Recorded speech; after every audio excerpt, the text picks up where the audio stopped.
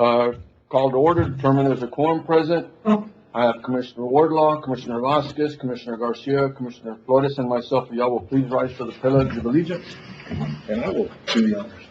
I pledge allegiance to the flag of the United States of America and to the republic for which it stands, one nation, under God, indivisible, with liberty and justice for all. Honor the Texas flag. I pledge allegiance to thee, Texas, one state, under God, one and indivisible. If y'all don't mind, item 5 is not necessary. We're going to go ahead and recess and move Commissioners Court meeting over to 400 Pecan, the second floor at the County Court at Law Courthouse because of the limitation on space here. So we'll reconvene here in about 5 or 10 minutes at 400 Pecan, the second floor. All right? This meeting is recessed. It is 2:12. Commissioners Court will now come back into session.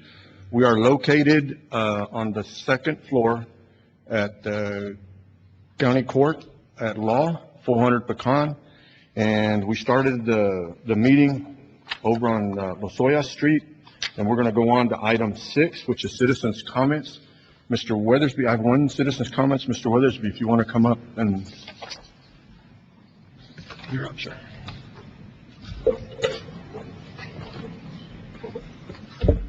I'm Lee Weathersby. I was born and raised in Del Rio, Texas, and I grew up in a ranching family. And as a young teen, I was involved in it. I want to thank the judge and the Commissioners Court for having you guys here, and I appreciate you coming down. And I don't know if you're old enough, like I am, and several others in here, that I can see some of my neighbors that grew up with us to have to live with this thing. In fact, I even brought this with me that I've had for 60 or 70 years to pull the worms out of wounds. And I was just a teen in the mid-50s when I faced this rascal. And when I heard about it again, the nightmare and the horrors that it brought back was just unbelievable. We had no deer. They couldn't raise a fawn, they had blood. If you couldn't doctor it, it died. And the worst part about it all is human beings weren't safe from it. We didn't have very good television service in those days, but people in San Antonio, the elderly, there were several of them who died from this thing. I was told yesterday by a gentleman who ranches in Mexico that the squirm worm is now in Musquis. All that is one weather storm away from us. That's how it could get up here. That's how we used to get reinfested. A hurricane would come in and reinfest us back in the 70s and 80s. I don't know what these people are going to do if you can't doctor your animal, you're going to lose it. The deer, anything that's wild like that, the lambs, and we spent all day long horseback on that. I think that's a thing of the past, doing that. But I just want to thank you guys, and I want you to understand that a lot of us here have been through that. And I was told that there was a doctor here in Del Rio, Alvis Belcher, that was one of the vets that helped get this program started in the early 60s, 61 or 2 or 3, which started with private funds. And then the government took it over and moved the plant to Mission. And I'm scared to death. I don't see any planes out on the ramp ready to fight this thing, and you're already behind the power curve. We're already in trouble. This is past an emergency. So I'm very grateful that somebody's taken a hold of this, and thank you all for being here.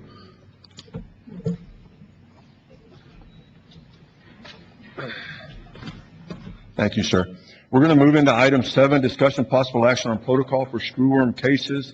To give you a little bit of an idea, on Saturday, I guess is when all this stuff, when I started getting text messages and phone calls that close to Musquis, around Musquis, there had been a case that had not been yet confirmed, but there was a case, and then all of a sudden, Saturday afternoon, I got a text message that it was confirmed. And at that point, the questions were, what are we doing to try to stop this? And we were told that they were flying, or they'd begun flying on the Mexican side, the flies, to drop flies.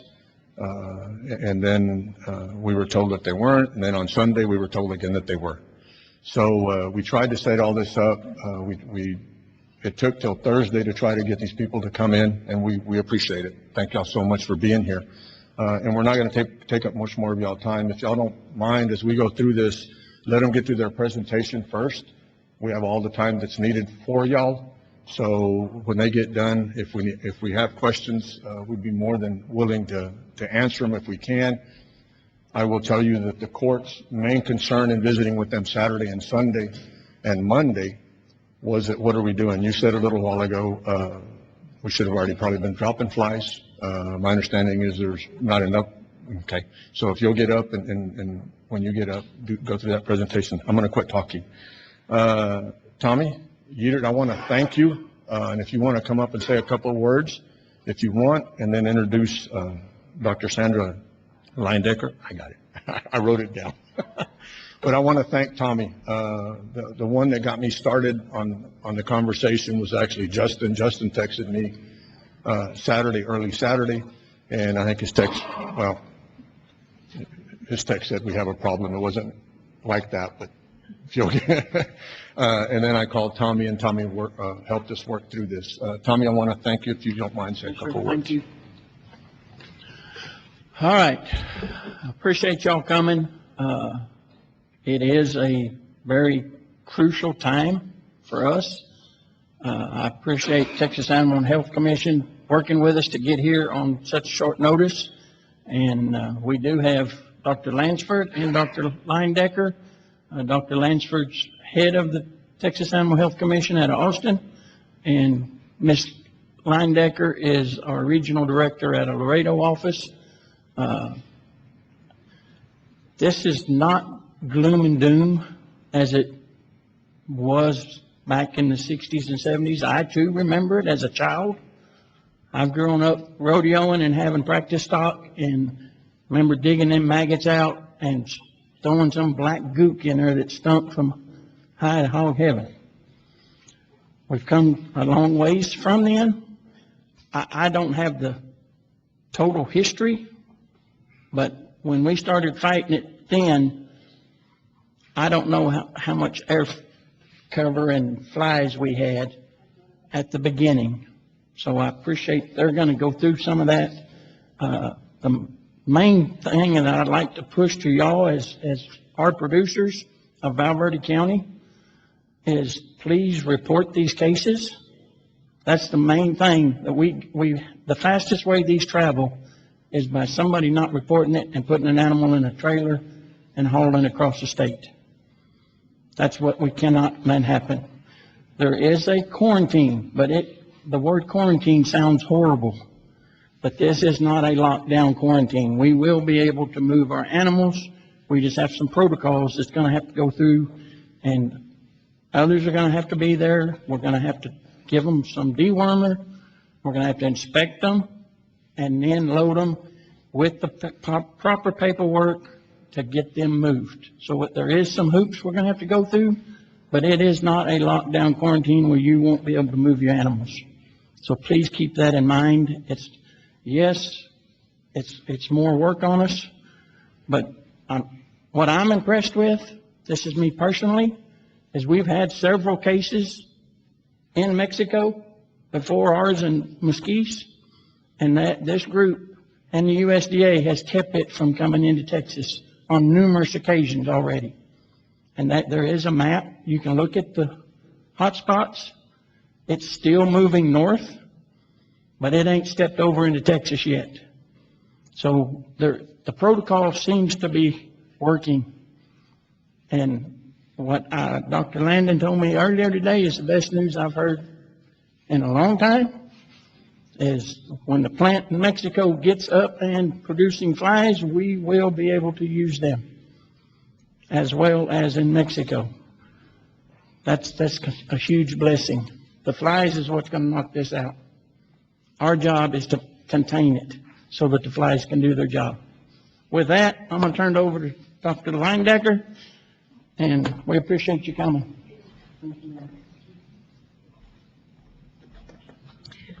My name is Dr. Sandra Linedecker. I'm a veterinarian, born and raised in Laredo.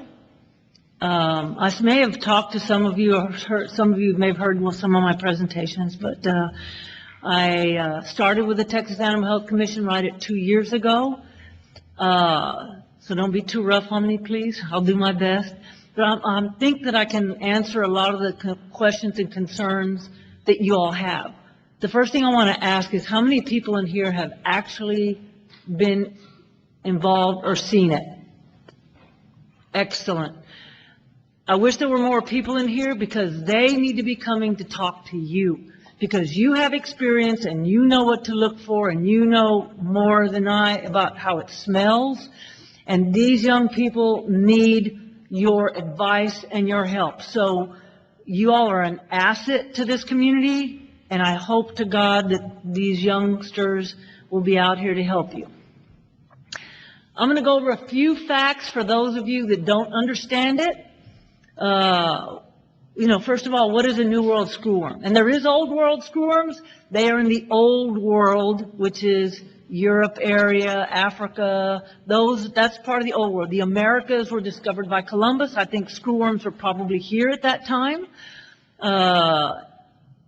And so since this is the New World, that's where this came from. They are a kind of a blowfly. You probably look at this and say, I've seen those. But the key about this is that the maggots infest living tissue. They're not like a maggot that you find on a dead animal. These, literally, the fly looks for a wound, lays the eggs, and the maggots are literally eating on live flesh. And it is painful. They are considered right now a foreign animal pest because they are not and haven't been in the United States for a very long time, 50 years. And they are reportable.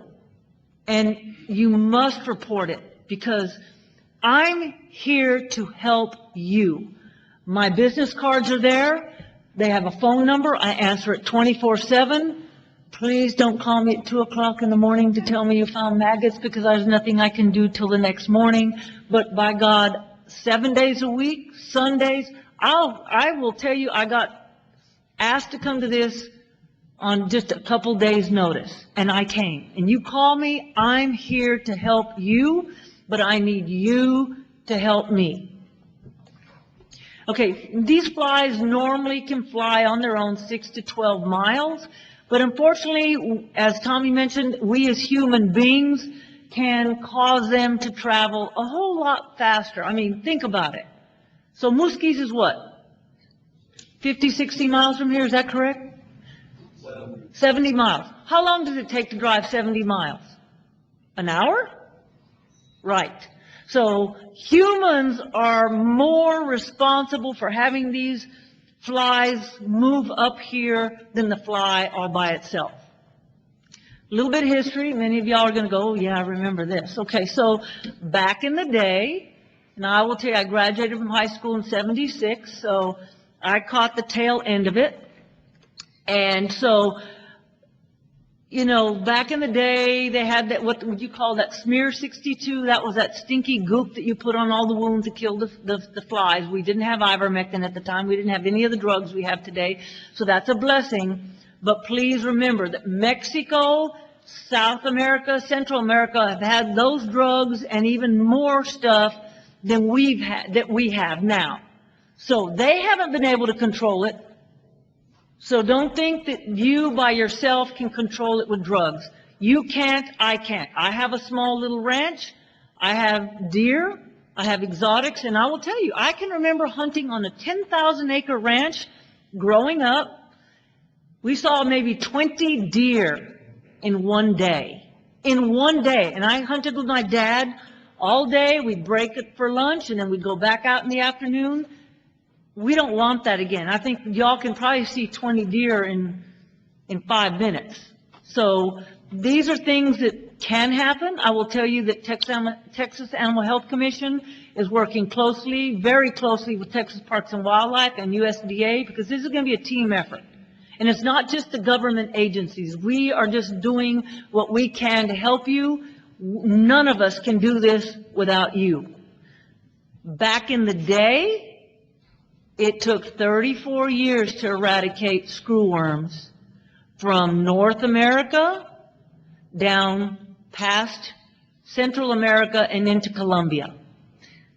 Panama right now is the only remaining facility that is producing flies. We have 100 million flies right now at our disposal. They belong to you and to me. We paid for them. They're growing in Mexico because we didn't want screwworms here. Some escaped back in the United States, so they kept them in Panama. They are building a facility at Moorfield in Mission, Edinburgh area. The one in Chiapas, Mexico, and I'll go over that one in a minute, is coming on board here very, very quickly.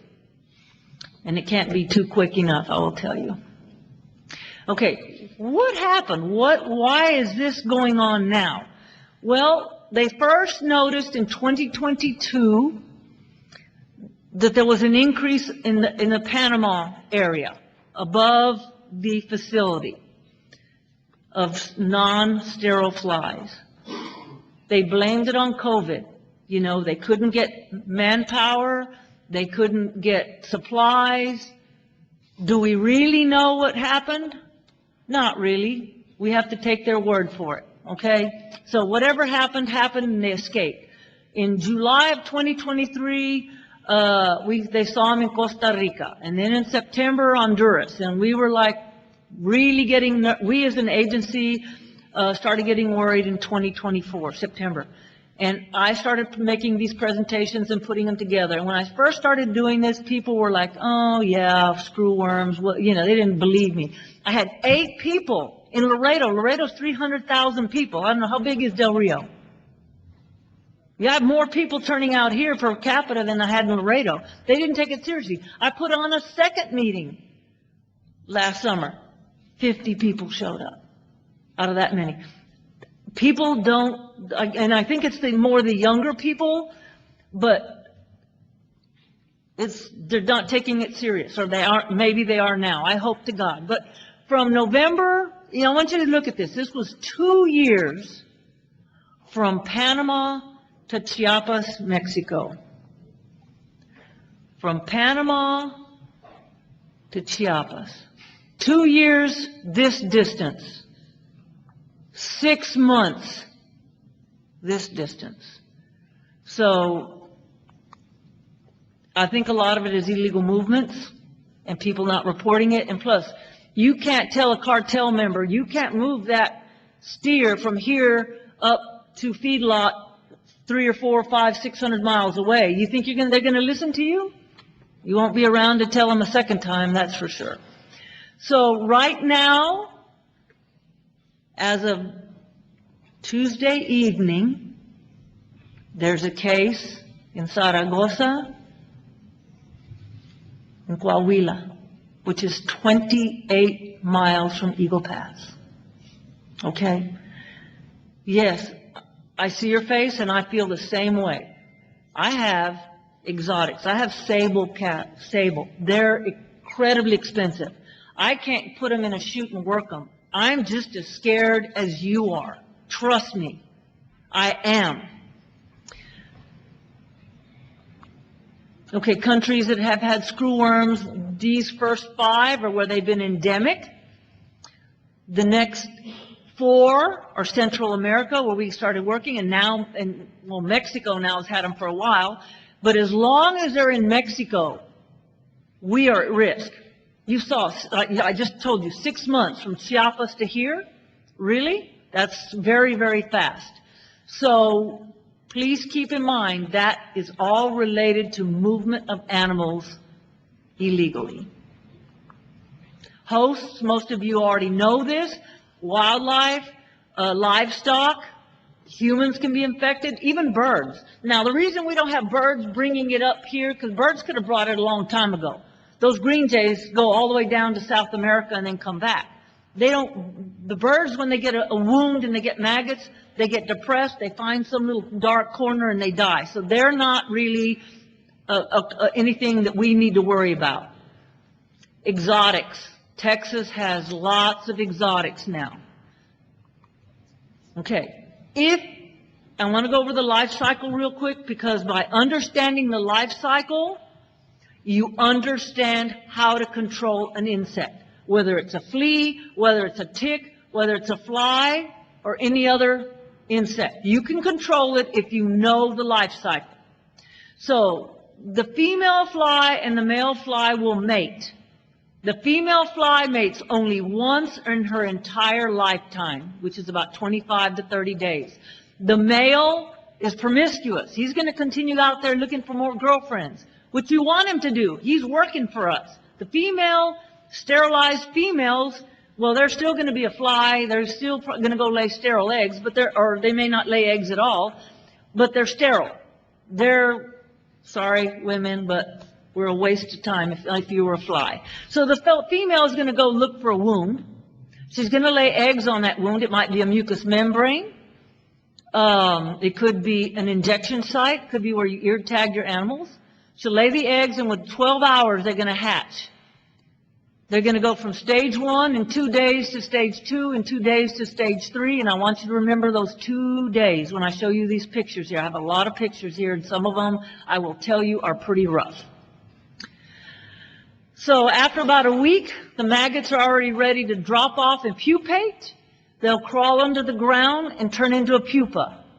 If an animal has stage 3 larvae and it's loaded in a trailer and taken down the road, 5 miles, 50 miles, 500 miles, you're just planting seeds as those maggots are dropping out along the way. And if these animals get up to North Texas, where do you think the flies are going to go?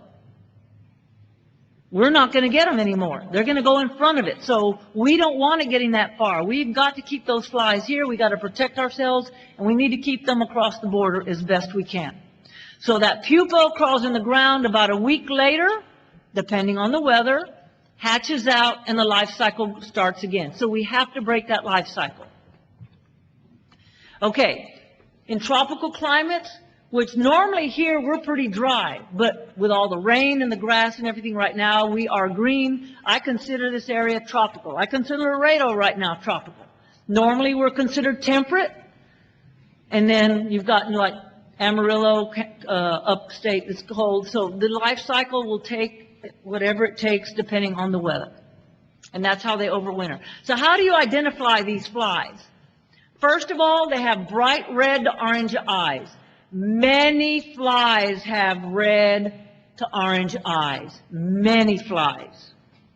They have 3 lines on their thorax. So you have 3 little lines along the back.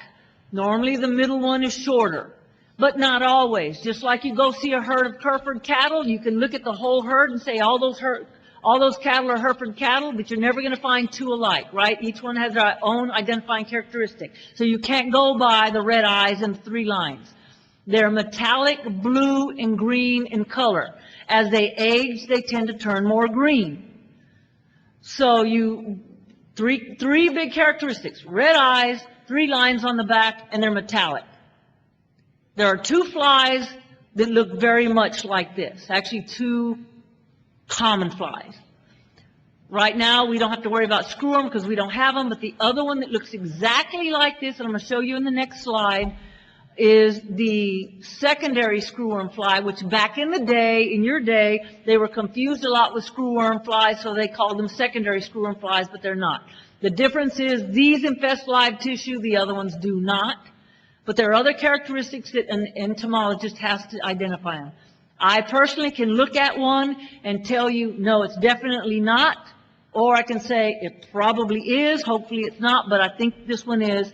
And if we can get that before the lab confirms it, because until the lab in Ames, Iowa, which is the National Veterinary Sciences Lab, confirms it, USDA is not going to drop flies here. Okay? It has to be confirmed. Okay, so the top three here are secondary screwworm flies. They're a little bit smaller. They tend to be more green. The bottom ones are New World screwworm flies. They tend to be larger and more blue. But if you look at that middle one on the bottom there, that one tends to be a little more green there. So you know, these two are very easily confused. And if you're not seeing them side by side, the secondary screwworm can look like the New World screwworm. Okay, where are they right now? I just updated this right now before everybody walked in. So as of yesterday, there are actually 26 Mexico states. I need to correct that. 26 Mexico states have been found with New World screwworm, and all 26 have active cases. There are, as of yesterday, that are reported. Now, these are reported cases. Do you feel confident that all the cases are being reported? Neither do I. Okay? So reported cases are 26,508 total New World screwworm cases accumulated in Mexico, with 2,098 active cases. Those go up and down, you know, between, say, about 1,900 to about 2,100. I haven't seen them go above 2,100, but that's pretty close right there. Like I told you earlier, the nearest active case from the border is in Zaragoza, Coahuila, Mexico, which is 28 miles from Eagle Pass. And we just came, Dr. Lancer and I both came from Eagle Pass before we got here, talking to the county judge. I will be giving this presentation, answering probably the same questions you're going to ask me tomorrow there. Because and I've been working, I will tell you right now, with the ports to tab them, some of those customs agents be able to identify some of this stuff so they can prevent it, because they're our first line of defense. We have no control over wildlife swimming back and forth that river, or wild hogs coming back and forth on that river. We have no control. Just remember that, okay? So in Mexico, there's minimal, I think there's only 2 leopards that have been reported with screwworm. You know they have monkeys. You know they have deer. We know they have javelina. We know they have hogs. They have all kinds of jungle animals. Only 2 leopards have been reported. So no wildlife surveillance. What about humans? There's 300. I get an update on about Tuesdays. Tuesday, I got, this is the latest report I've had, and as of last week, 352 human cases. None right now in the U.S. 2 deaths so far. Okay, here's an important slide. Sterile fry production. Okay, Copeg is in Panama, that they are producing approximately 100 million flies a week. Back in the day, right, back in the day, we had 700 million to 1 billion flies. Back in the day. Now, back in the day, there was a lot more screwworms than there are right now, but 100 million flies is a drop in a bucket. It couldn't keep them from coming up from Panama. It couldn't keep them coming up from the Isthmus of Tehuantepec, which is that little narrowest part of between Mexico there, in front of the Yucatan Peninsula on the Mexican side. It didn't keep them there. And obviously we see what's happening in Mexico, okay? Chiapas, Metapa Chiapas, that one should be up and running. They're saying it'll be complete. The facility will be completed by the end of June, so we're a month away. And by the end of the year, we'll have another 100 million flies. That's 200 million flies. 50% female, 50% male, the same as back in the day, in the 60s, okay, and 50s. Now, there is research in Kerrville right now going on. Hopefully we'll have it very, very soon. I think we will, but I don't know. So I've been told, where we can sort off the pupa so they sterilize all males. So instead of having 100 million or 200 million 50-50, we will have 200 million all male, which is equivalent to 400 million, right, sterile flies. The dispersal facility in Moorfield, which is they're bringing those are pupa that are coming up from Panama. That's all there is. I don't care where you are. Panama is the only place. So those are coming up. Some are being distributed They're in Moorfield, and some are being distributed in Tampico, Tamaulipas, because they have to drop them on the Mexican side to keep them from coming this way. So they're on both sides. The next map is going to show you where we're getting them dispersed. The production facility, they broke ground. They should be up and running, so they say, by 2027, with sterile flies being produced, and up to 300 million by 2028. Okay, and if they're all male instead of female, you can double that equivalent. Okay, so if once all these are all together, we'll have 500 million sterile flies. If we can make them all male, that's the same thing as having, what, 1 billion flies. So let's hope to God that that comes on quickly. Okay, right now, here's the dispersal map as of May 8th, where they're dispersing sterile flies. The green flies are the ones that are being dispersed from Moorfield, and the blue areas where they're being dispersed from Tampico in Mexico. How are they being dispersed? Okay, most of them are being dropped from planes.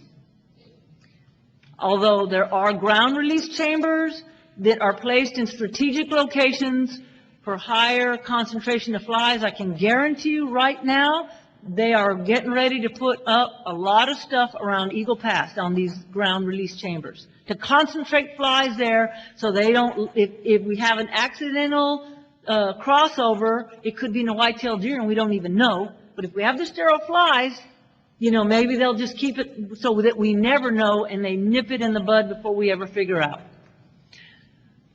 This is how they distribute these. They have these strike force trailers. USDA has several. We have our own. These trailers we hook up to a pickup truck, and we can go to wherever the location is that there are a detection, so we can get that taken care of as quickly as can. The reefer truck keeps the pupa cold. That's how they fly them from Moorfield, because remember, they hatch in 1 week. So they've got to produce them, sterilize them, transport them, get them all ready for distribution. So it takes time. So they keep them refrigerated so that they do not hatch out, and we can get them to the spaces that we need to have them. Surveillance trapping is going on right now. Maybe some of you, if you haven't been approached or going to be approached to put these on your property, I have one on mine, and I will tell you, these are great. They're made out of PVC. They're painted black. They put on a little clear tubing on either side with a cotton wick, which is the same little cotton rolls that the dentists use on your mouth. They stick them in there. There's Swarm Lure, which was developed by USDA in Kerrville, and they have several kinds. They keep improving them, and they go from Swarm Lure 1 to 2 to 3 to 4 and so on as they improve them. And it has like a pheromone that attracts the screwworm flies. Unfortunately, it smells really bad. I can tell you it smells really bad. And it also attracts other flies. So then we have inspectors that go out, and they pick the flies that have red eyes, 3 little lines on their back, and are metallic, whether they're secondary or New World.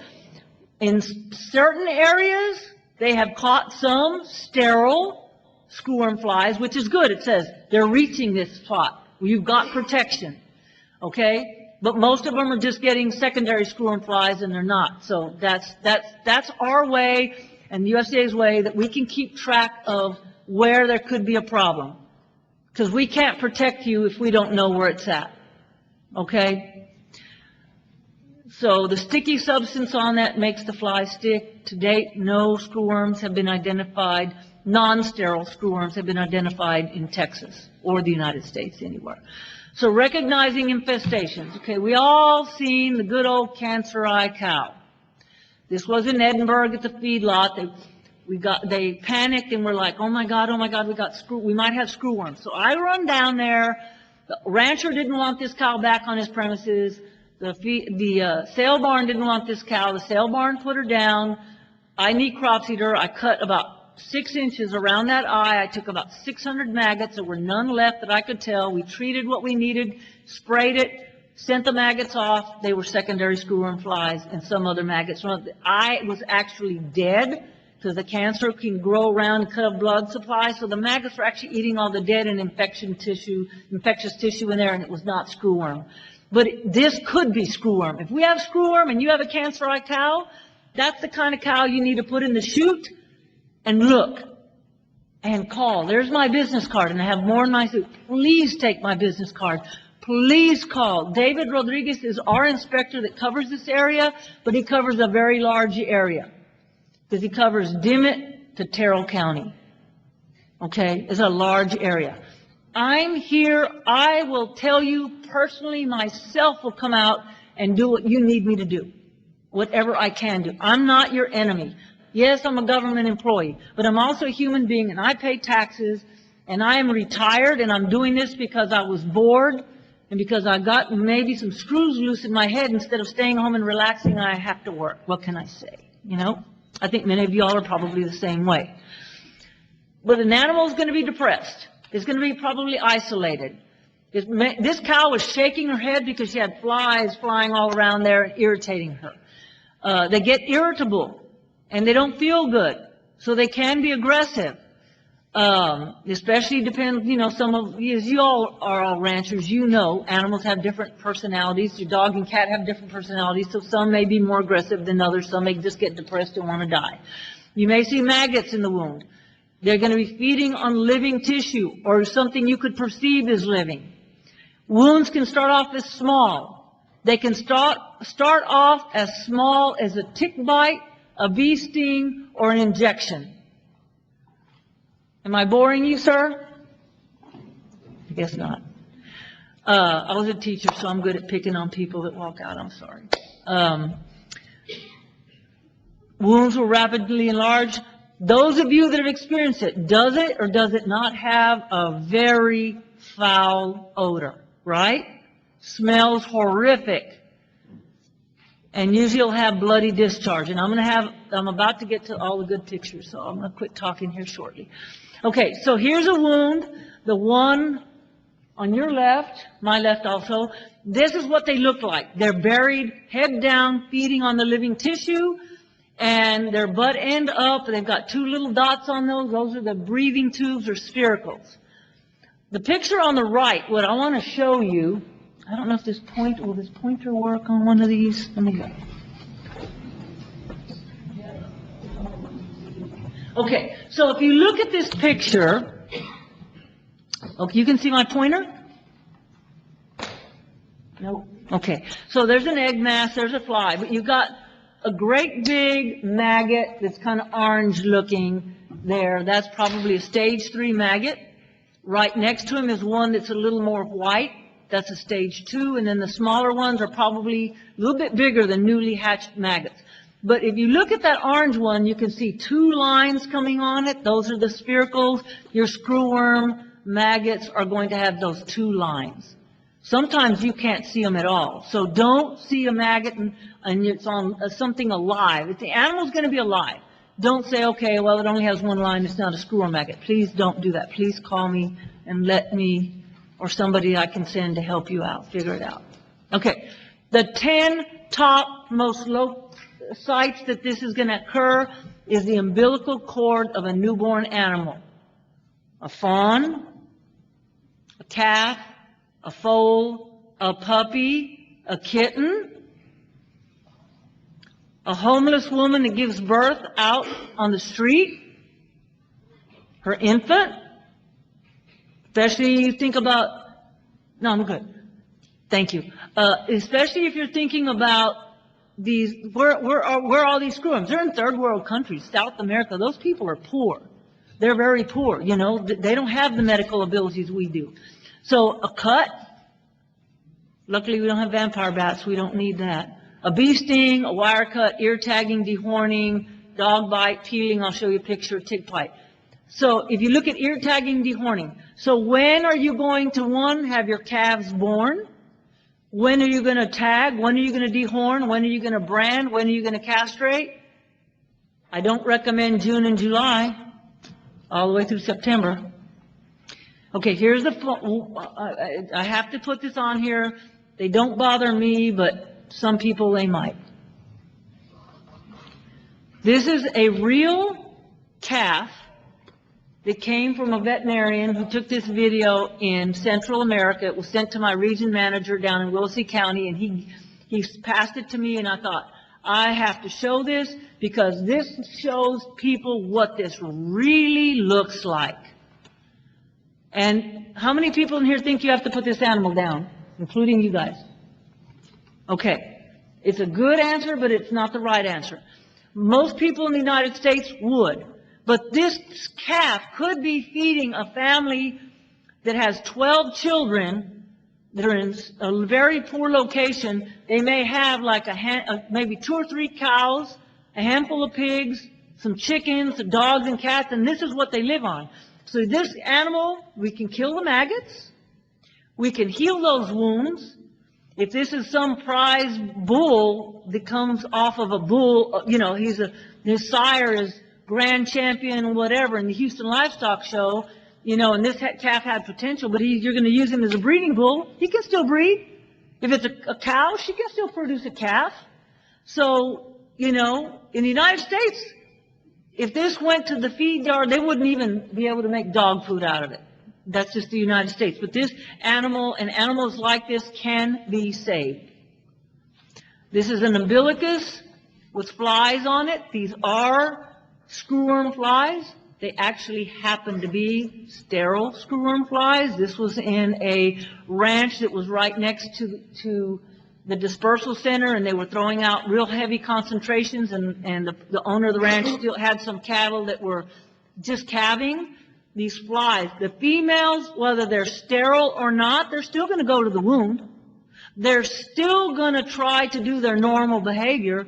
And flies, any fly carries bacteria, right? They land on something and they land on everything, and then they land on the wound and they transmit bacteria. Okay. I can guarantee you the calf with the navel on the left was cleaned up for a photo op. The one on the right is the real thing. That is what you're going to see. Between the clothes of the hoof. You might have a cow with a corn. She got a mesquite thorn in there or something. The cow on the right was ear tagged. I've been told the ears get eaten away completely and they go into the head. They can't go through bone. Geldings, steers, stallions, bulls, rams, so on and so forth, can get wounds in their preputial area. When they're breeding, they may injure it. This stallion or gelding could have been kicked by another horse there. Who knows? But if this animal, a normal person, isn't going to smell it, isn't going to see it, you're going to load this horse in a trailer and go to a roping, and this is a great way to transmit maggots. Probably a pony here that had the bridle on too tight. A horse with fistulous withers, maybe the guy rode it without the proper blanket or something. And you see that purple spray? Totally worthless. Wild hog or a domestic hog. This one is domestic, I'm sure, with all those maggots there. Pigs. If you've ever been around pigs, you know they fight like crazy. Lambs. This one is on the left is a goat that probably went under a barbed wire fence, got a small nick and got infected. I think this probably is an exotic or Barbados, maybe sheep that got dehorned and got maggots and infected in the head. This is peeling on the left. This deer might have gone under a barbed wire fence. And horses, if you've been around horses, you know that they're almost the dumbest, the only thing dumber than a horse, I think, is a turkey. This horse or a deer gets a wound. Horses panic. They jerk back. The deer gets under the barbed wire fence. It's trying to get away because there's a hunter nearby. That skin peels back, and it leaves an open wound. That buck on the right probably was in a fight during the rut, and it might have started off as a small puncture, and now look how big it is. These are dogs. This is from Costa Rica. My old boss sent me these. The one on the left is inside the ear of a dog. How many people have dogs that have stinky infected ears? Ear mites. How many people have dogs that are constantly licking their paws because they have allergies? Okay, the dog on the left, maybe a black lab that had ticks. or fleas, and the fly laid the eggs, and the maggots took advantage of the actual individual wounds. The one on the right is what you call a lick granuloma on a dog. The dog licked, older dogs especially, those of you that have arthritis, you're rubbing your hands, the dog lick, forms a wound, the maggots get there. The scalp of a dog, the one on the right, the dog has a corneal ulcer, but that's not what the maggots are attracted to. You have dogs that have watery eyes, or dogs like English Bulldog that have the wrinkly skin and have skin infection. The flies are going to be attracted to that, lay maggots, and they're going to go through the wounds. That's a good picture of what the maggots look like on the left. On the right, that's an ear. You can actually see the hole with a maggot popping out, coming out. In the white hair, there's another maggot crawling out higher up, more to the left, crawling out. So those are probably stage 3 larvae finally crawling out of the ear, getting ready to go pupate. German Shepherd could be any dog that had the collar on too tight. We live on the border. How many people have gone around and see somebody with a dog that has a chain heavier than the dog chained up in the yard? You get a wound and it can just get out of control. And the one on the left is a chicken. A cat, and this is a video. This is in Mexico. The veterinarian is squeezing the paw on the cat, and you can literally see the maggots popping out. The cat on the right, it looks dead to me, and I will tell you, this is what happens when you've got ear infection. Dogs and cats, the ear comes down along the side of the face. Those maggots start off in the ear, and they get in and start eating away all the tissue. They can travel through bone. To me, I think this cat, and most of them will die from secondary infection if the maggots don't kill them, but most of them is secondary infection. So this cat probably died, but those maggots are still there. So when the animal dies, if it has stage 3 larvae, they will complete the life cycle, fall out, pupate, and go on. Stage 1 are going to die. What I've been told by entomologists is that if they're stage 2 getting ready to go to stage 3, they can also form pupa, but most of those will not make it. But say 50% of the maggots could probably save it. Human cases. And the next one's the one that's really bad. How many people sleep with their mouth open? Guaranteed everybody does, because your jaw relaxes when you sleep. So make sure you go to the dentist regularly, keep your teeth cleaned, gingivitis, things like that. Make sure you have good screens on your house. You got an itch behind your head. How did this guy get this? I think to myself, there's no way that's ever going to happen to me. And if you look at the top of that wound, you can literally see the pits into the skull. Okay? I'm sure these are people in third world countries that don't have access to medical and dental like we. The next picture is very graphic. Here's looking at you. So when I give this presentation to 4-H and FFA kids or young people, I ask them, how could this happen to this guy? What happened? Maybe he got drunk and got into a bar fight and got punched in the eye, passed out on the street. Remember, how long does it take?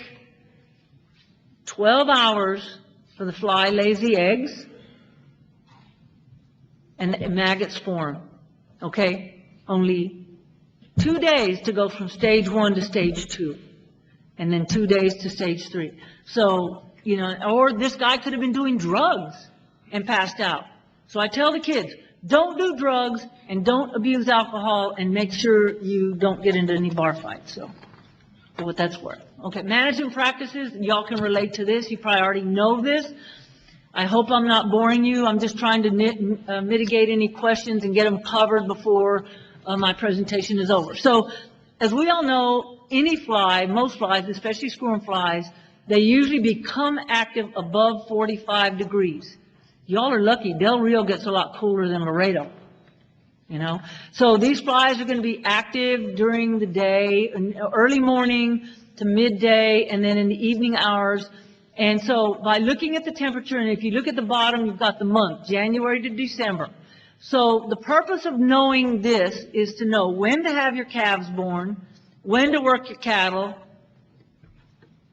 and when to be really paying attention. So me personally, I would have just pulled my bulls so that my cows would be calving in January. Okay? Management, good management equals good prevention. I can't do it for you. I think back in the day, there used to be a lot of cowboys. Ranches had multiple people working for them back in the day, and there were horses. They could be looking at these animals. Many of us work now. Go to the ranch on the weekends, and, I myself, I'm working all day. I go home, I'm tired. Sometimes I get home at night. I don't feel like checking my animals, but we're going to have to check for wounds routinely. All it takes is a quick look and a smell. Smell will tell you before you'll see it. If you're doing something that is going to cause a wound, treat it. Put something on it, keep it covered, whatever, so that the flies don't get on it. There's a product called SWAT. Many of y'all probably know it. You buy it at the feed store. It's an ointment. It's a fly repellent. That's the best fly repellent I've ever seen. I had up to 30 horses at one time when I needed to have my head examined. I have had cattle in the past. It's a great repellent to put on wounds to keep the flies. It works more than just 2 hours. If you see a wound or you're going to do something, again, try to prevent it. Okay, prevention, keep wounds clean and covered. I'm being redundant, but it's important. Treat your clothing and gear. I know when I was practicing and I had my scrubs had pockets, I'd be working on a cow or I'd be working on something and I'd have junk would fall into my pockets. You could have maggots fall into the pockets, especially if you're up here with the tweezers trying to pull them out. It can fall in your pocket. Watch out about your windshield. How many people drive down the highway and you got flies in your windshield, so you roll the window down so the flies get out of the windshield? Am I timing? Am I time okay? Okay. If it looks like a screwworm, kill it, call me, put it in alcohol, give me a call. Alcohol is great, and I'm going to go over and tell you how to collect them here pretty quick. Okay. Treatments, topical.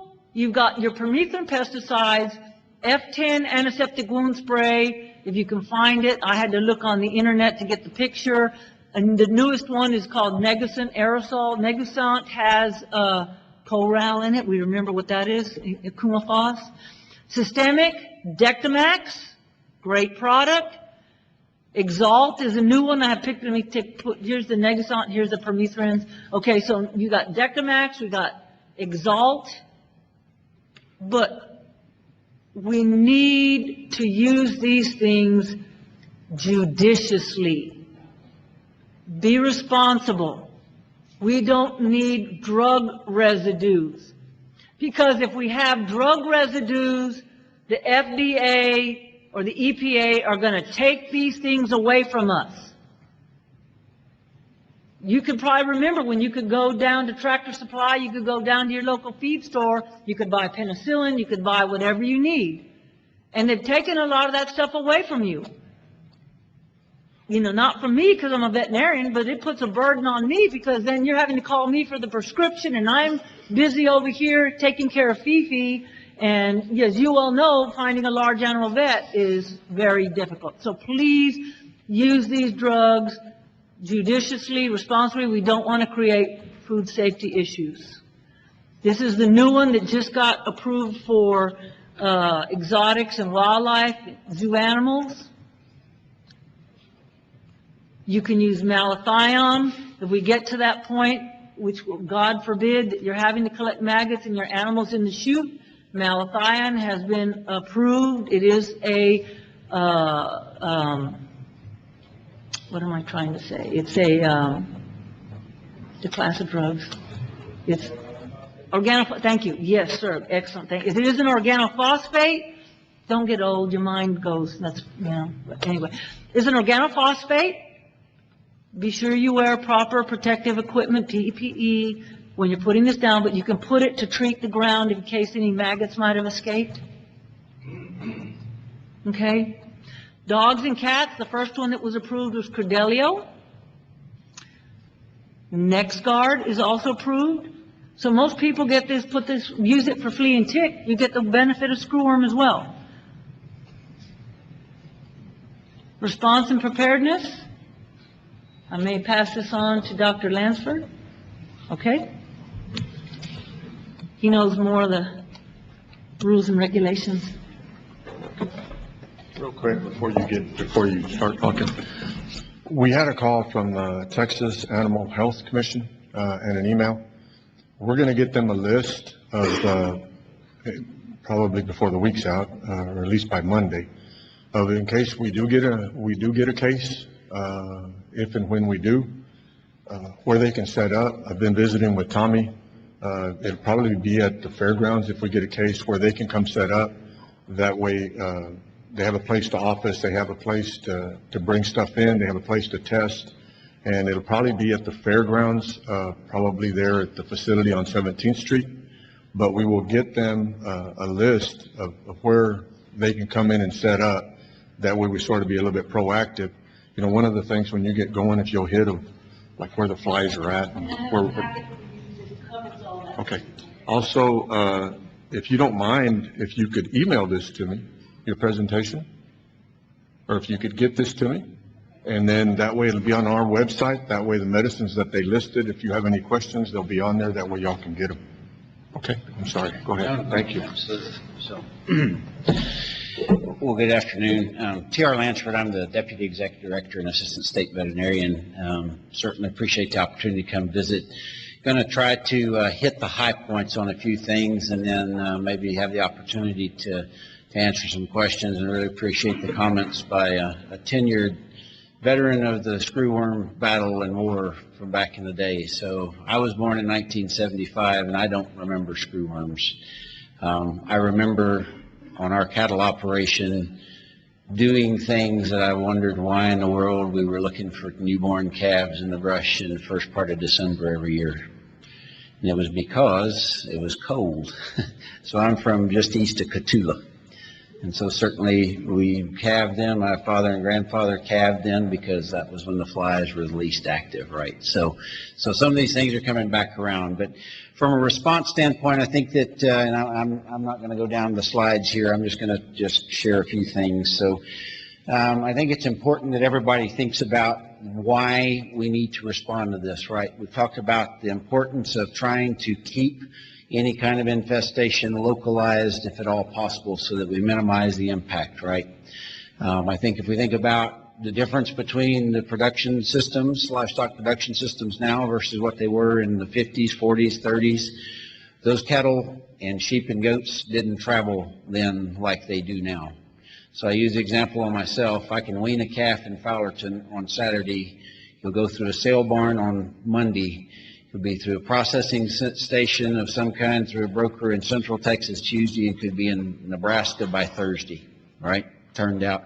Think about the life cycle. An freshly infested calf could infest the pasture, could be dropping maggots in Nebraska. So that's how quickly this can spread, and that's why there's three things we're going to need to be thinking about from a response standpoint. One is going to be movement controls, for the reason I just gave, how fast this moves. Certainly we've seen that in Mexico and Central America, that they have not done a very good job of controlling movements, and that's why it spreads so quickly. We have got to do everything we can that if we have an infestation occur in one of these counties in South Texas, that we don't end up with a statewide embargo of our livestock for the rest of the country. We have to continue to move animals in and out of the panhandle out there, right? It's critical to national security, food security. It has to happen. So we have to do everything we can. Movement control is going to be a very big component, which was very different. We didn't have quarantines and movement controls and things like that back in the day, did we? You treated that, you lived with it, and you moved stuff. And that's why seasonally those infestation areas would get very large until it got cold and they died back down to South Texas.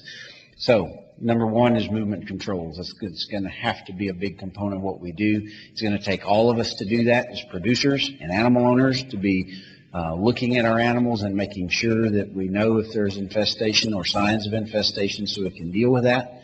And it's going to take inspections to be able to move animals out. So when I talk about an infestation in the quarantine, what I'm really talking about is an infested zone. How many of you are familiar with fever tick permanent quarantine zone? Yeah, there is one in Valverde County. Not very many ticks here, fortunately. It's the same concept with fever ticks as what we're going to do with screwworms. A quarantine doesn't mean that your animals can't move. It just means that they're going to need to be inspected, treated, have some paperwork that shows the inspection and treatment were done correctly and that there's minimal risk associated with infestation on those animals. So animals can move, stock show projects can move, cattle can move to market, sheep and goats can move to market, et cetera, right? So stuff can move off of these infested or premises inside of an infested zone. From a response standpoint, talking about an infested zone, it's going to be initially about 12 miles in diameter, and that has to do with how far a fly will move on its own, just naturally. And then we'll get in there and start looking around, doing surveillance to determine how many flies are there, how big is the population, and do we need to expand that zone, or maybe can we even shrink it down, right? And so we'll have to think about that and work on that as soon as we find an infestation and get started on that. But it's going to be 12 miles to start. Outside of that 12 miles is another adjacent surveillance zone. There will not be movement restrictions in that zone. It'll be passive surveillance and some active surveillance with landowners that we know have livestock and animals that we can put our hands on to look at, right? So that's kind of what that looks like in terms of the actual movement control areas or the quarantine areas, or in the infested zone is the most critical one of those in terms of movement controls. The other thing that's going to be critical is treatments. So number 2 on how we're going to respond to this is treatments. There's a whole list of things that FDA and EPA have now approved to help with that. Tools that we didn't have in the 60s and earlier, even in the 70s when we had screwworm outbreaks in Texas, that will help us with that. Now, none of them are 100% in terms of completely stopping the fly in the environment, right? Because we know this fly will get on anything that's warm-blooded. We can't put our hands on the wildlife and treat them like we can the cattle and other domestic animals.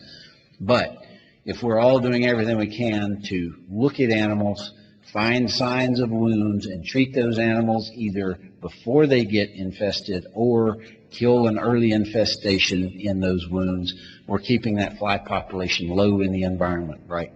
So that's why the inspection, the monitoring, the looking at the animals is so critical, so that we can do the treatments that keep the fly population low until ultimately we get enough treatment of sterile flies to be able to eradicate or re-eradicate any type of infestation of natural screwworm flies in the state. So does that kind of make sense? Okay. So that's the second part. So we've got movement controls, treatment. The last piece is surveillance. And this is one of the things that right now, as the fly continues to get closer and closer to us, is really becoming critical. Everybody that's a landowner in here or has animals or takes care of animals, if you've got cattle in a lease place, you're a wildlife manager, you're just an outdoor enthusiast that likes to go look at wildlife, be thinking about this as you're looking at animals. If you see a suspicious wound or anything that you think might be a suspicious wound that may have maggots in it, please call us. Contact the Laredo Region Office, call Dr. Leindecker, we have an 800 number that is our 24/7 veterinarian on call. Call us. Let's get some samples. Let's see what we've got, because the best chance we have of minimizing the impact of this is to get on it early. If we get on it early, we have more flies, sterile flies, of the limited supply we have to put in the environment to keep it from hopefully getting into the wildlife population. We can do the treatments on everything we can put our hands on, and we have a chance really do have a chance of stamping out that small incursion and then just waiting for the next one from Mexico, because as long as there's screwworms in Mexico, we have this elevated risk. Okay, it's not going to go away. We can look historically at the late 60s, all of 1970s, all the way into 82, and we had the last incursion of screwworms into Texas. All of that was because there were cases in Mexico that got across the border and into Texas. So that's the three tenets, the three-legged stool of response: movement controls, treatments, and surveillance. Yes, sir. Yeah. So surveillance is done a couple of ways. Or are you talking about the release sites? So the ground release. Okay. So one of the things that's going on in terms of where flies are right now, Texas and northern Mexico. Do you have that map in here? Okay. And I just talked about all of these slides, Okay. but we'll share that. And we'll talk about samples in a minute. That one? No, the of Mexico with the Okay. distribution That's in one it. right there. Okay.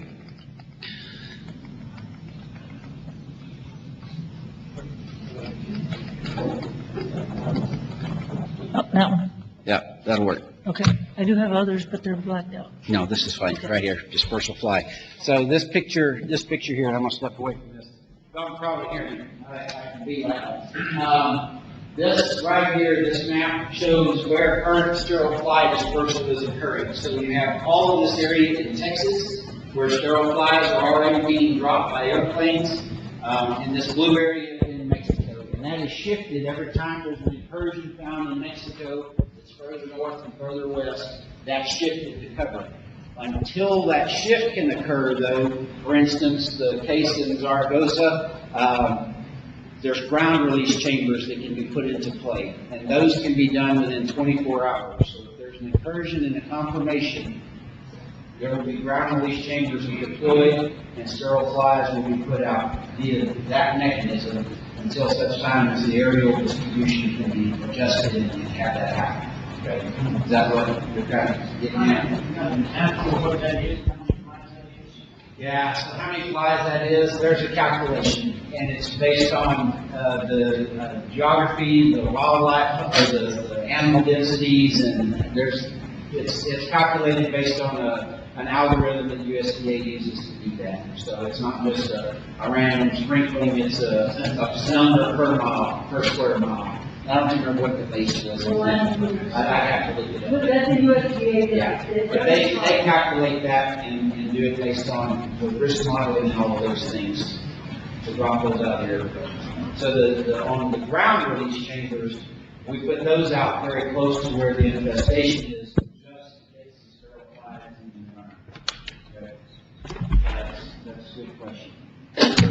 Also, y'all are, my understanding is we've already been putting up traps along the river. Yes, so she had a picture of those traps. We have a number of those traps, and those get adjusted based on where sterile fly distribution occurs, because we don't want them in the area where we're distributing the sterile flies for obvious reasons, right? It's not too bad if we catch sterile females, but we really don't want to inadvertently catch any sterile females. Yeah, we want the sterile males out there working for us and actually getting out there. If we trap them, we put them out of commission. Right.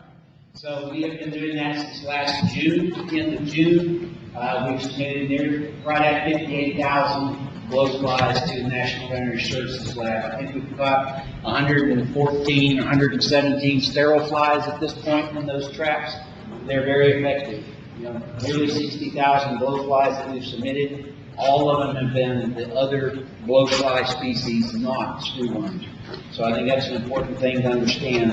And a couple of important things for everybody to think about in terms of screwworms. One, we don't have them in the United States at this point. Okay. Number two, what's that? Yeah, we know. That's not an unfair statement that we know. But again, we're hoping. And that's why everybody sitting in this room is so valuable. Go home and tell your friends. Be watching. They need to know that they're here. Number two is this is not a food safety issue. Okay? We're always concerned about, you see pictures about what it can do to animals. It's not a food safety issue. Infested animals can very easily be treated to continue through their production process to enter the food chain safely if that's the type of animal they are. And the medicines right now, I had Vectomax. Yeah. So I got slides. I can actually, if you get me your business card, I'll send them directly to you. That way we can put them out. And again, I want to hit back on what y'all said. If we do get a case, y'all really need to report it. We're not going to be able to fix it unless he goes pro, I think. Okay. So if y'all get a case, report it. Even though nobody likes to use the word quarantine, you'll still be able to move animals out of it, they just need to be inspected. Right. Let's not be scared. And we're going to bring in other inspectors from all over the state. It won't just be what we have here. Yes, sir. The old method of certifying that you have a shoe on when you have to file. You know, Great question. So, You gotta go up to Idaho and have to confirm. Truth of the matter is, I don't know if anybody in there in this room tell a difference between black and shoe on. Those sides. yes. no, nobody can. Oh, not just with your eyes. No, no. So what's going on with that? So all of the cases, and we've had an increase in number of cases of foreign animal disease investigations we've done because everybody's getting more aware of the screwworm situation. Take a look at it and see what you got. Realistic. Your report is what you know about. What percentage of the screw over out there you know about? Oh, your guess is as good as ours. Oh, your guess is as good as ours, right? Exactly. I made 1 in 10, 1 in 100. I don't know. We have no idea what's really happening. If I could huge burden on the prisoners for trying to take out another money or something like that, where you can't control the movement of the fly. You have no control. Remember, back in the day, they were everywhere. So it didn't matter if you moved them because they were everywhere, right? Now they're not everywhere. I don't think anybody in this room wants them everywhere, right? We only want them. So let's just use me as an example, okay? I have a cow and I see maggots on this cow and she's walking around and it was just a barbed wire scratch and I'm looking at it and just pretend I'm not a veterinarian, I'm just a layperson. I think, oh my God, what am I going to do? Well, I don't want to call Dr. Lansford because he's going to put me in quarantine. I know I can kill all these maggots, pick them out, and treat this cow, nobody will ever know. Well, if they are screwer maggots, chances are, remember, what that fly does is she'll go over here, land on a wound, lay 200 or 300 eggs. She'll go over here and lay another 200 or 300 eggs. She'll go over here and lay another 200 or 300 eggs. 3,200 eggs in her lifetime in over 30 days. That's what you saw. This cow is just what I saw. I don't know what's out in my white-tailed deer out there, or the javelina, or even the rabbits, or bobcats, or any of those are warm-blooded animals. So I don't know what's out there. That's just the one case I found, right? So if I don't report it, and your ranch is next to mine, and your ranch is adjacent, and then you're the next one, and I didn't report it, and by the time they find a case over here, everybody in between now is infested. All because I chose not to report it. And I thought I could take care of myself. Oh, I have ivermectin now. We didn't have ivermectin back in the day. Oh, I'm going to put ivermectin in the corn and treat my deer. You only found that one case. We don't know what's out there. We don't know any more than you. We are a limited number of people. Okay? I'm one person. There are maybe 40 people in this room. That's 40 more pairs of eyes besides mine to help find it. That's where, out here, you're looking at some big countries. Right. Thousands of acres. Cow is old, 128,000 acres. Right, sir. Our problem was put eyes. Right. We spent all day working. Most of it, 99% of the stuff that you would find in the infected would already be isolated. Right. And when you go out there and work for cows, you're isolated. It's Right. get rid of the box. Right. And then there's going to be no flow. No. We do have game cameras now that we didn't have back in the day. That's true. You got drones and you got all that kind of stuff. So, again, just want to mark one thing. If you have a case of suspected cause, it's massive.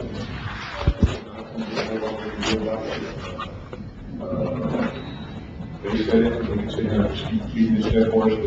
What happens, we don't know. I don't know, we don't know. And some people are not going to report it. But if we do, we can try to mitigate We have one person back there already raised their hand. We'll start taking questions as well. I'm almost done. 5 minutes, 10 minutes? No, 5 minutes, 5 minutes, okay. Okay, if you think you have something, put it in alcohol. Put it in alcohol. You know, you have isopropyl alcohol, which works pretty good. I can tell you these maggots will get drunk before they die, because you'll see them in there alive for hours. Or you can use ethanol, which is Everclear, 70%. So you can put 70% in your, make it up, 7 parts Everclear to 3 parts water. That leaves you still 30% of Everclear to, you know, enjoy life afterwards. Put them in any container. It can be a Ziploc bag. It can, you know, I have some screw cap containers because I was giving this to our inspectors. It could be a clean baby food jar. It doesn't even have to be clean. We're only looking at the maggot. We don't care if there's leftover baby food in it, for God's sakes. Collect samples, you know, do that. Don't worry about the form. Carcass disposal, I do want to bring this up. Don't bury a dead animal. Burn it. Because if it has screwworm maggots when the day comes, what are you doing? You're planting the seed. You're planting a garden by burying this carcass. So please don't do that. Okay, what happens? I have 2 slides after this.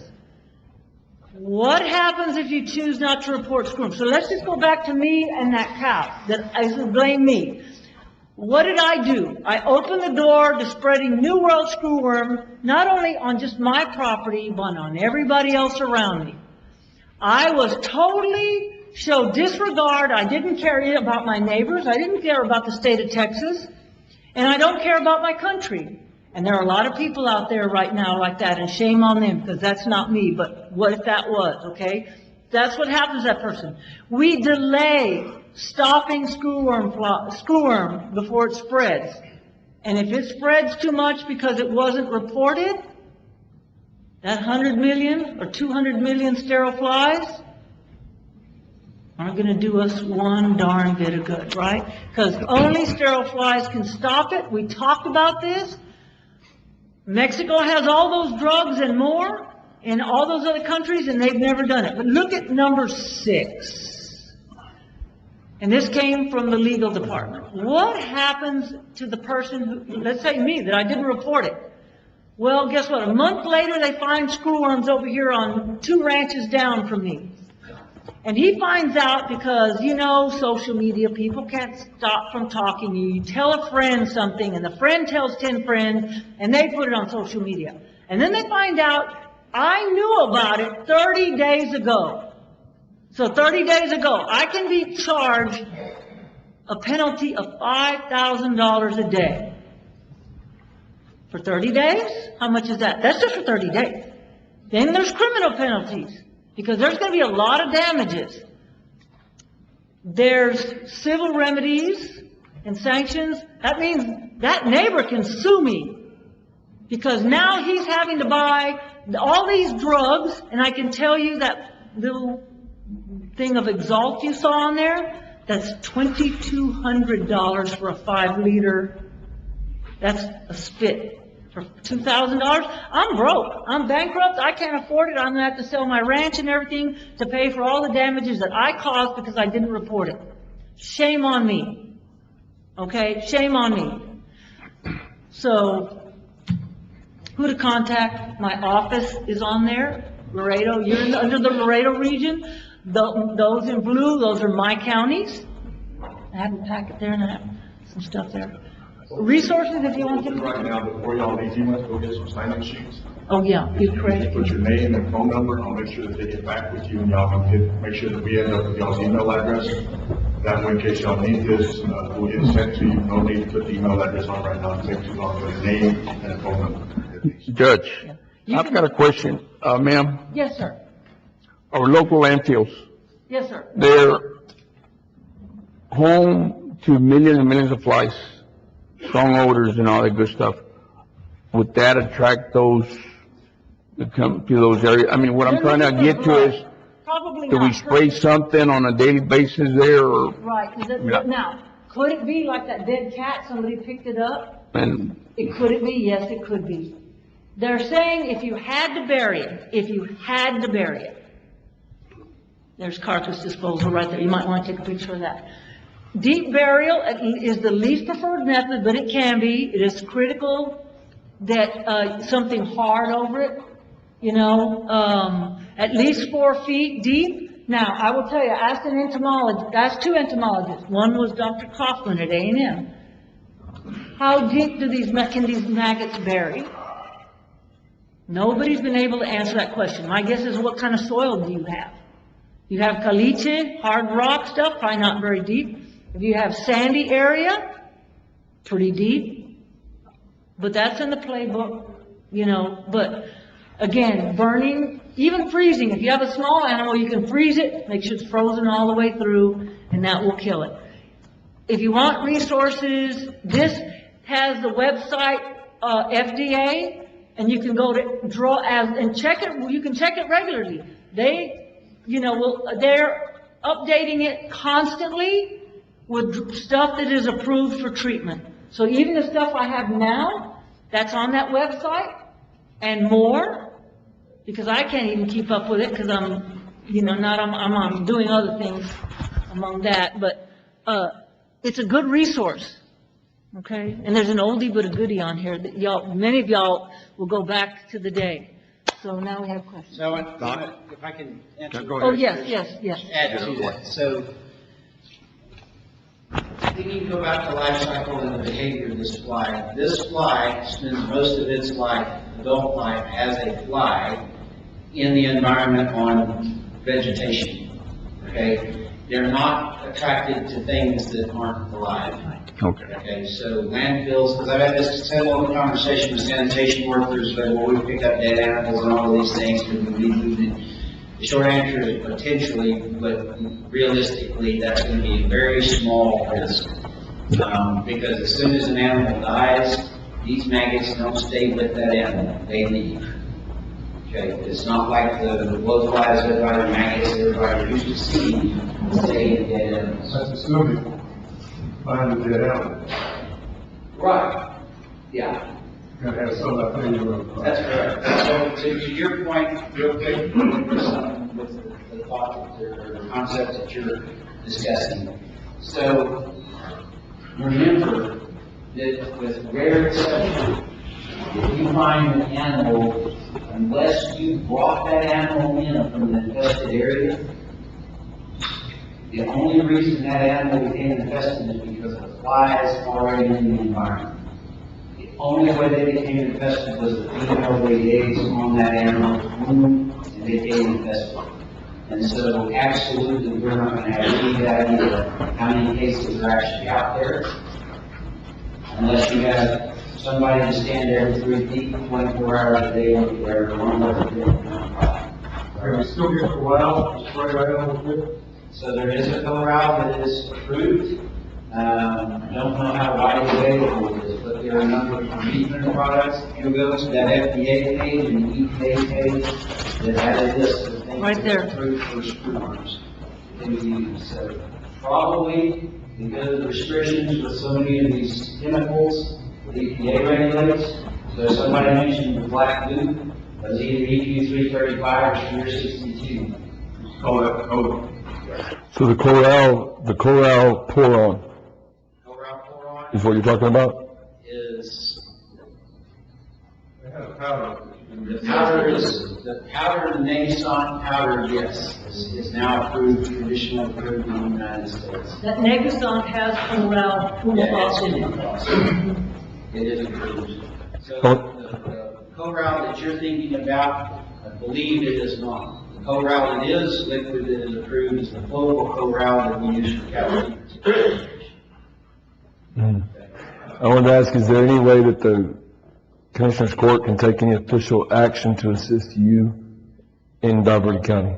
Okay. If you don't mind holding that question, and let's get this, because I do want to address with the county commissioner, and the commissioner's court and the judge, a few things that we're looking at on the response here. Doc, Great do question. you have a question, Doc? You raise your hand a little while, you're up. Question primarily about prevention and treatment. We have a systemic ivermectin family of drugs now, and the question is, the injectables, motorcycle, and I get ahead of it, and every once like,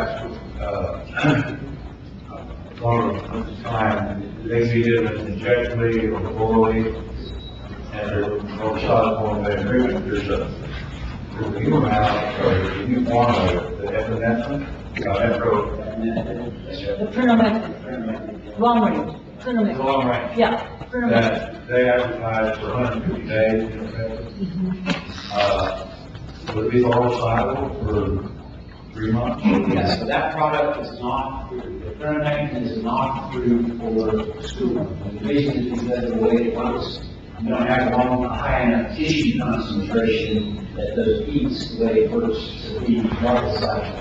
So that class of drugs, macrocyclic lactones, are market cycle similar. You have to look at the individual drugs. So Prenamectin, in the form of Epinax, injectable tablet, has been approved for use in treatment and prevention of Stewart myositis.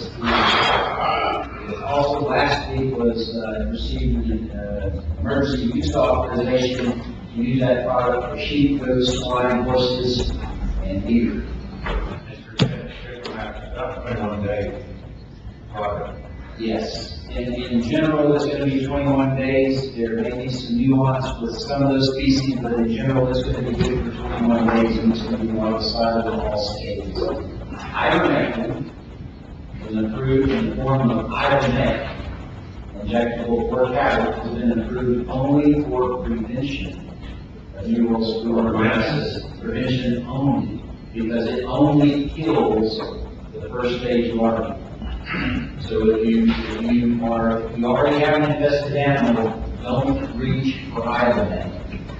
It's something else, because if you're running the risk of missing larvae by treating with Ivermectin, it's only good for prevention. So the reason I mention that is because there's some of the other products that are in that class of drugs, including Prenamectin, that don't work after 2 months. So go to that webpage. Get that list from the UPR webpage. We've got a list also. We're trying to keep up with those also. Work with your veterinarian, because that's one of the most critical things that everybody in here needs to have, is a veterinary client-patient relationship. Things have changed a lot. You can't get some of these drugs the way we used to get them off the shelf, right? You have to have a prescription from the veterinarian. So if you don't have a relationship with a veterinarian now, go get one. One thing better than one is it'll get you. So that when the first one's busy, you can call the other one and make it what you need. I say that some in jest, but really, we all need to be doing that. If you're, especially if you have livestock, you've got to have that veterinary client-patient relationship. Because the other side of this is a highly treatable condition, right? It's a wound. You get rid of the maggots, you treat the wound. The infection. You may need antibiotics, because a lot of these are going to become infected. And guess what? You have to have, you can only get antibiotics now through a script with a veterinarian. So again, getting that veterinary client-patient relationship is really critical. You know, and you're a veterinarian, you practice here, is that correct? Okay, so think about it, you're extremely busy. I imagine you wish you had 2 or 3 helpers, do you not, or veterinarians with you? I know I did. And so, if these are my clients, and they need something, there's my phone. I don't know you from Adam, you need some help, you need a veterinarian, I'm tied up. I mean, I want to help you, I can help you, but I'm still 2 or 3 days away because I'm already committed to these people that have been loyal to me. So how can I drop them to go help somebody who hasn't been loyal to me? So that is why you need a client-patient relationship, because if you have an established relationship with your veterinarian has been to your ranch, has seen your animals, he knows all he has to do is, okay, I'll call it in, or yeah, you can come by and pick up a bottle, I'll have it up front with my secretary or my clerk. Well, I don't know you, I have to see your animal first, I have to have a ranch call. You know, we can't, our license is on the line. My license would be on the line if I did that. My license is my livelihood. That's how I make a living, that's how I pay my bills. Why would I jeopardize it for $1,000? Why would I jeopardize my livelihood for $10,000? So you must please have a relationship with your veterinarian, because it makes it easy on him or her to help you. Oh. I was just going to say, you were saying that the report was reported. Yes, ma'am. Stated that until it is reported that Bowser County got a positive case, we're not going to get these. Okay, they're dropping them now. I don't know, are they dropping them up here? I think you're close. You're probably gonna get them now. Yeah. Okay. We were told yesterday that it looked like they were already starting to come this way. I left you a packet. Whatever that means. Okay, so basically what that means is, they're dispersing them to cover everybody. If you have a case, you need a higher concentration to stop it on you, to protect you. That can't be done until it's confirmed. However, you call me, you have a fly, or you put it in alcohol or maggot, you get it to me, I take it, because we're going to look at it before we send it to the lab. And if I think it's and I'm pretty sure it's a screw, and we have an entomologist on board, we have 2 other entomologists that help us regularly, I will call them, show it to them, take picture, whatever, and they'll probably confirm it. We're still going to send it off to the lab, but behind the scenes, we're already getting the trailer, we're already getting everything ready so that we can pounce on it the very second we get the phone call, because our hands are tied. We're not allowed to do, we can do so much, but USDA, they're the ones that have the flies. You know, we own them, but they have them, they control them, they decide where they're going to go. We're assisting them. Yeah, so along those lines, to get back to the Commissioner's question, we won't do anything under a formal action until we have confirmation from National Veterinary Services Laboratory. We have on the action once we have that confirmation, so the turnaround on that, we get the sample, we open it to Iowa, and by 2 o'clock in the afternoon, following the day, my next is there's 3 those suspicious ones to have a good idea that we need to be working from all this. If we get the confirmation, that will be Dr. Dennis of the state veterinarian. We will evaluate where that fly was, where the water came from, and will establish in the infested zone or the quarantine area under statute. We like to call it a quarantine area because that's the way it's referred to. At that point, that will come to you, Judge, and the commissioners for posting. Okay, we will meet with y'all. You will be aware if this is happening. There's a statutory requirement that has to be posted, and at that point, what we're going to be asking the county for is assistance with notification in the affected area. And, you know, if there's some kind of mass communication system. And we talked to the city we talked to the city also a little bit about it today. We had a meeting this morning, and then as we were leaving, I told them that we had this meeting, and that if something did pop up, they could help us. And it's not, they put it out on their network also. And we've got 8:30 Times here, and then KWMC, and then we've got Rio Del Rio. So we have a very well-defined communications plan, and that will be a big part of what will happen is the Joint Information Center will be established, and certain information will be being on media sources, whether that's print, social, TV, radio. Radio, I suspect, in some of these communities is going to be very important, and certainly getting it word out in Spanish is important as well. Doc, you got a question? Yeah, I'd like to mention NextGuard. Yes, sir. What time? What about the rest of them? Well, I will tell you, me personally, that's what I have my animals on. Exalt is Fluralaner. Exalt is Fluralaner. Okay? And so Fluralaner is also Bravecto. Yeah, but the people. But even the Bravecto for small animals is currently, it's not on the approved list. Right. So it's not on the approved list. So it's not approved for, Next door, it's not approved for school animals, which is small animals. Same road as what they call this. So maybe Right, yeah. Local veterinarian. Yeah, that's your extra label, that's your discretion. Medications. Right. Well, you can use it for, you can say you're using it for fleas and ticks. Not for you.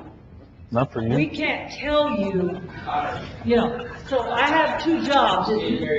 Yeah. So, there's me as a veterinarian like you, and there's me that's Texas Animal Health Commission. Me as Texas Animal Health Commission, it's not approved, Not on the list, we can't say yes. okay? Me as extra label like you, I would use my education and my, educated opinion. Got it? You got any other questions? No, sir, let's go on. All okay? We good? Okay. Judge, Tommy? When you get that hot spot, we send it off to Amy. What's this time frame that you said all this about happening before the quarantine goes into place and all that? So the quarantine is gonna go in AEQ, and so we can't take action until we have confirmation from them. But it is not impossible that we could have some of these pieces of information put together that same afternoon to give confirmation, and be reaching out at that point to the county judge, and we're starting that process of letting people know that this is going in place. It may be the following day, and it just kind of depends on how fast some of that can be done, where the area is, what's involved, getting the boundaries established, all those kind of things. It is going to happen.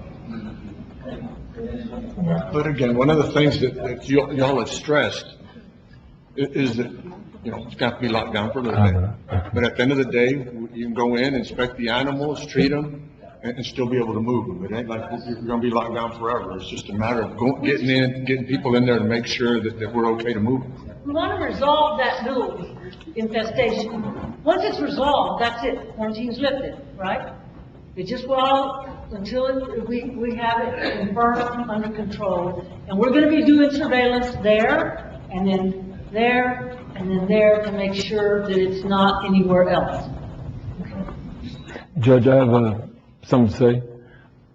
One thing that Dr. Delaney-Decker said about birds getting in a dark spot and dying is everything that I was taught by prior generations. The birds just die really fast.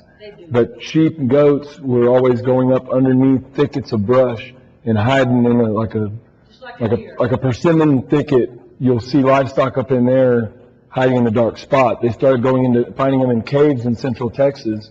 My great grandfather built some little doghouse looking things over in Kinney County, and then he could just go from each one of those to the next and pull the sheep and goats out that were sick and get them doctored and taken care of.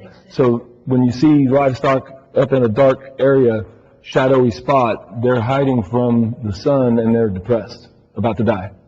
Just like us, wherever we go, if we really don't feel good, we go to our bedroom, close the door, turn the lights out, leave me alone, just, Yes, sir. We don't have a deforestation.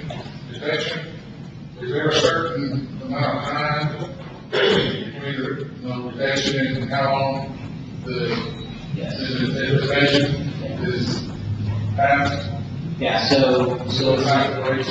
So when all the infestation is done, and surveillance goes on, active surveillance goes on in that area for 3 livestock. And that's all set by the World Health Association, so it's essentially 90 days. Yeah, about 3 months. So it's essentially 90 days.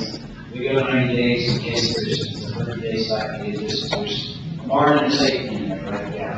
But that's all set by the World Health. Yeah. Because again, that's one of the reasons we have to be careful about how we roll all of this out, because there are trading conditions. As soon as we have a case, there are trading conditions. Right? So that's why we also don't just take action on highly suspicious ones start action in the plan, we've already screwed up the trade deal.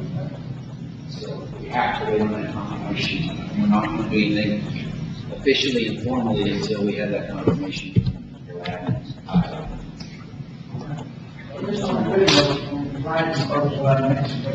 Yes. Yeah, so, you know, the fly dispersal out of Mexico is been critical, right, to keep it as slow as it has. If you talk to the experts, and the modelers, they were absolutely sure that we would have 300% last summer. Yeah. And so, because of the work that Mexico is doing to get better at trying to control movements, the sterile fly distribution, and really scientific approach to the way that's being done now, it's not just for putting out flies, it's slowed the way down. And it is absolutely great news that we learned last Friday, that we got confirmation on last Friday, that when the plant from Papa comes on, the plant in Mexico should be open in June and be up to 100 million by the end of this calendar year. We'll have access to those flies because essentially USDA owns those. Now, the plant belongs to Mexico, the USDA owns the flies. So we will have access to those, and that's a huge game. One other thing, real briefly, that's going on in the background is EPA just finished a comment period on the Novo fly. And that's a technology that will produce just sterile males.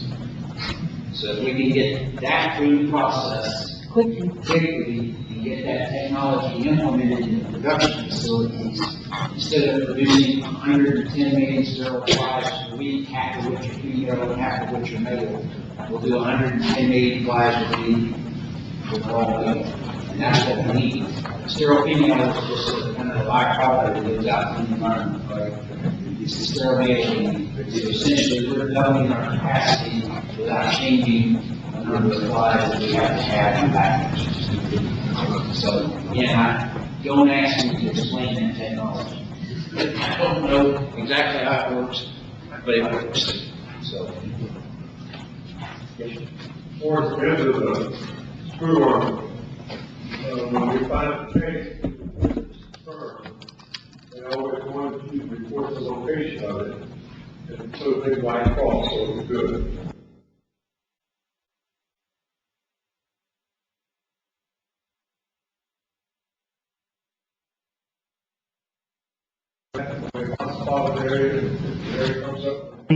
Exactly. The dispersal piece is a little different. So many of you are familiar with the boxes that fell out, right?